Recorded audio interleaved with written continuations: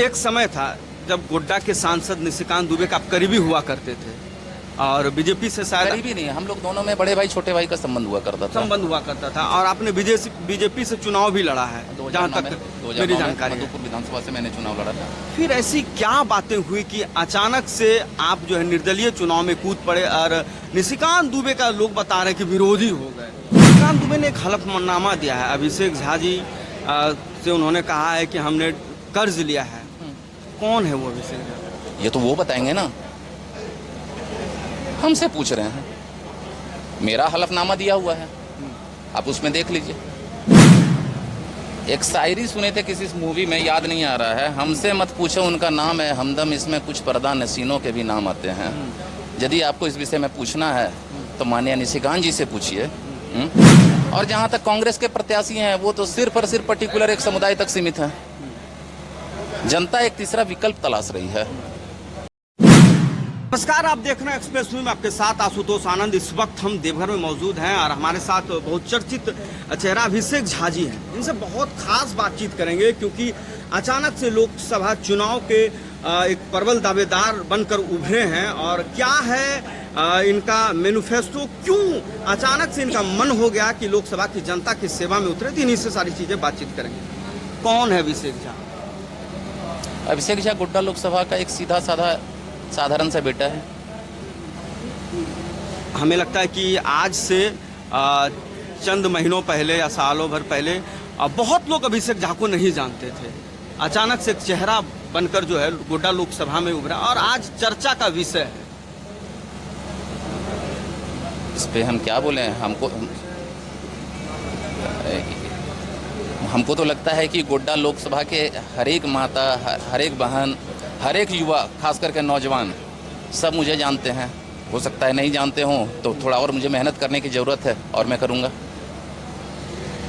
एक समय था जब गोड्डा के सांसद निशिकांत दुबे का आप करीबी हुआ करते थे और बीजेपी से शायद करीबी नहीं, हम लोग दोनों में बड़े भाई छोटे भाई का संबंध हुआ करता था और आपने बीजेपी से चुनाव भी लड़ा है, जहाँ तक मेरी जानकारी है। मधुपुर विधानसभा से मैंने चुनाव लड़ा था। फिर ऐसी क्या बातें हुई कि अचानक से आप जो है निर्दलीय चुनाव में कूद पड़े और निशिकांत दुबे का लोग बता रहे कि विरोधी हो गए?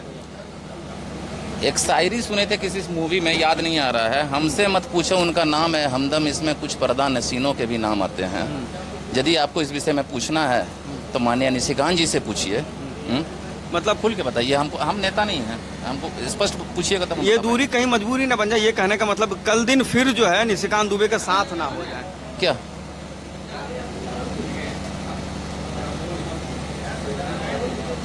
ओरिजिनल जन उधारी हैं। इसका मतलब निशिकांत दुबे डुप्लीकेट है? दुबे जी डुप्लीकेट, इसका कहने का मतलब? हम किसी को डुप्लीकेट क्यों कहेंगे? सवाल ये उठता है कि चुनाव लड़ने के लिए आपने संकल्प लिया और अचानक से एक महीने में माहौल जो है वो चेंज हो गया। क्या आपके मन में ऐसा क्या चीज़ उपजा कि जिसको लेकर के आपने सोचा कि नहीं, हमें गोड्डा लोकसभा की जनता के सेवा के लिए सामने आना? देखिए, खास करके आपको बता देते हैं कि विगत 15 सालों से स्थानीय सांसद निशिकांत जी जो हैं, ये सिर्फ और सिर्फ अपने घमंड में और सिर्फ हवाई में रहते हैं। ना किसी भाजपा के कार्यकर्ता से, ना किसी आम जनता से इनका एक जरा सा भी इंटरेक्शन नहीं है। नहीं तो आप एक काम कीजिए, एक बार आप निकलिए फील्ड में और पूछिए। इनसे मिलने के लिए जाता है तो कोई किसी से ये खुल के बात नहीं करते हैं। और जहाँ तक कांग्रेस के प्रत्याशी हैं वो तो सिर्फ और सिर्फ पर्टिकुलर एक समुदाय तक सीमित है। जनता एक तीसरा विकल्प तलाश रही है। इसके लिए सभी ने मुझे कहा कि तुम आगे बढ़ो। एक भय का जो माहौल इन्होंने बना करके रखा है, उस भय के माहौल को तोड़ो। दो केंद्रीय पार्टी है, एक बीजेपी है, एक कांग्रेस। कैसे लड़ेंगे दोनों से? उनके पास धन बल है, स्टार प्रचारक हैं और फिर क्या कहते हैं कि शुरू से चुनाव लड़ते आ रहे तो संगठन भी मजबूत है। जनता जनार्दन ही किसी को जिताती है, किसी को हराती है। और जहां तक आप केंद्रीय पार्टी की बात बोल रहे हैं तो इस मामले में दोनों टेंटे फिस हैं। एक भी भाजपा के कार्यकर्ता के विषय में आप बता दें कि जिनको इन्होंने 15 साल में लाभान्वित किया होगा, या इनके लिए एक पैरवी, एक थाना प्रभारी हो जाए, एक एसपी को फ़ोन करना है, डीएसपी को फ़ोन करना है, डीसी को फ़ोन करना है, एसडीओ को फ़ोन करना है, किसी को इन्होंने। भाजपा के कार्यकर्ताओं से पूछिए। और जहाँ तक इनकी बात कर रहे हैं तो ये तो कांग्रेस के थे ही नहीं, पिछले बार तक ये जेवीएम से लड़े। इस बार ना तो कांग्रेस के कार्यकर्ता ना तो भाजपा के कार्यकर्ता, सब अपने आप को ठगा हुआ महसूस कर रहे हैं और वो सब कोई निराश होकर के घर बैठे हुए हैं। निशिकांत दुबे ने एक हलफनामा दिया है अभिषेक झा जी से, उन्होंने कहा है कि हमने कर्ज लिया है। कौन है वो अभिषेक झा? ये तो वो बताएंगे ना, हमसे पूछ रहे हैं। मेरा हलफनामा दिया हुआ है, आप उसमें देख लीजिए। वो अभिषेक झा कौन है वो बताएंगे। मेरे साथ सिर्फ और सिर्फ जाकर के मेरा जो युवा का जो फौज है वही तो इतना शानदार नॉमिनेशन किया और वही तो इतना एक्टिव है। आप देख लीजिए युवाओं में क्या।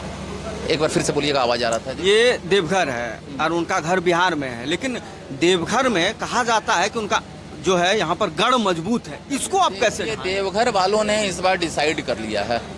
जिस समय बांका लोकसभा के अंतर्गत हम लोग आते थे, उसके बाद गोड्डा लोकसभा के अंतर्गत हम लोग आते थे, देवघर जिला वासियों ने यह डिसाइड कर लिया है कि इस बार सिर्फ हम लोग सब कोई को लीड दिलवाने और वोट देने के लिए सिर्फ वोट नहीं देंगे। उसमें मेरे जितने युवा साथी भाई हैं, बड़े बुजुर्ग हैं, माताएं बहनें हैं, सब ने यह डिसाइड किया है कि इस बार हम लोगों को देवघर का सांसद चाहिए। लगातार आप मेहनत कर रहे हैं, जनता के बीच में जा रहे हैं, कैसा रिस्पांस मिल रहा है, क्या रणनीति है आपकी? देखिए हम तो पहले ही बता चुके हैं, हम कोई नेता नहीं हैं जो हम रन और नीति बनाएंगे। हम तो सीधे जा रहे हैं। तो उसके बाद एक ही चीज़ हमको सब जगह बोला जा रहा है, यहाँ आने की ज़रूरत नहीं है, उस गांव में चले जाओ, थोड़ा दर्द है, उस गांव में चले जाओ, यहाँ का वोट के लिए तुमको सोचना नहीं पड़ेगा। देखिए अगड़े पिछड़े की राजनीति, हिंदू मुस्लिम की राजनीति, मैं अभिषेक झा विनोदा बाबू का वंशज हूँ, मेरे परिवार में ये राजनीति नहीं होती है। हम यदि अगड़े पिछड़े की राजनीति रहती तो जिस समय विनोदा बाबू जाकर के यहाँ के चीफ मिनिस्टर थे यूनाइटेड बिहार के, तो उस सीट को रिजर्व नहीं करते।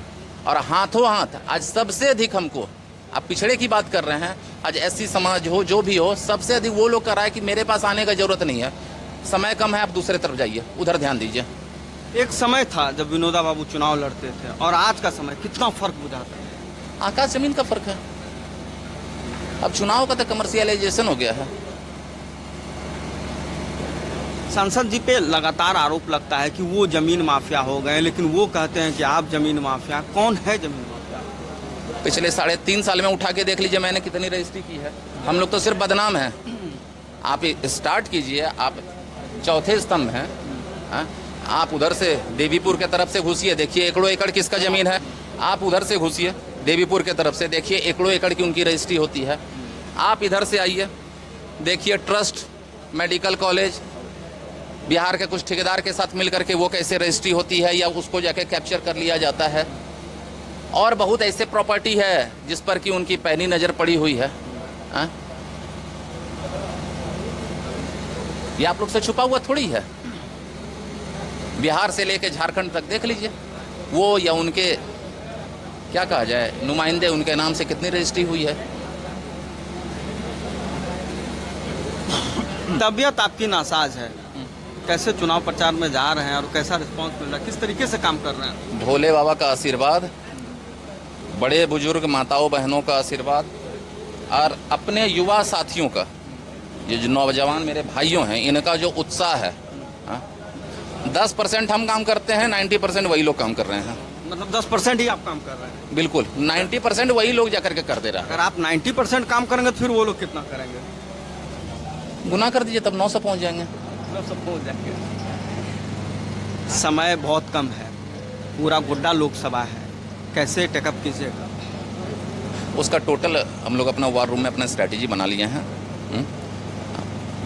जो होगा अच्छा ही होगा। तो देख सकते हैं अभिषेक झा जी के चेहरे पर मुस्कान है और काफ़ी युवा नेता कह सकते हैं और निर्दलीय भाग्य जो है गोड्डा लोकसभा में अपना रहे हैं और काफ़ी दमखम जो है वो भर रहा है। और बता दें कि इनके आने से कईयों के चेहरे का जो है रंग उड़ गया है, लेकिन अब ये रंग कब तक उड़ा रहता है ये भी देखने वाली बात होगी। फिलहाल ऐसे ही बने रहे हमारे साथ और देखते रहें एक्सप्रेस न्यूज़। धन्यवाद।